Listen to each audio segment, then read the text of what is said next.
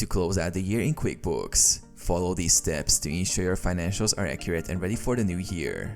Review your accounts, run financial reports, generate profit and loss, balance sheet, and other relevant reports. To review your year-end balances, reconcile accounts, reconcile all your bank accounts, credit cards, and other balances for the final time this year to ensure everything is accurate. Record adjustments, post adjusting entries. If necessary, record any final journal entries to adjust account balances. Tax preparations. Make sure all tax-related adjustments, such as sales tax or payroll liabilities, are recorded. Close the books. Go to Company, set closing date. Select the closing date for the year end and choose a closing date password to prevent unauthorized changes. Click OK to lock your books for the year. Back up your data. Create a backup of your QuickBooks Company file to prevent data loss. Start the new year. After closing the books, QuickBooks will roll over your balances to the new year. You're now ready for the new fiscal year.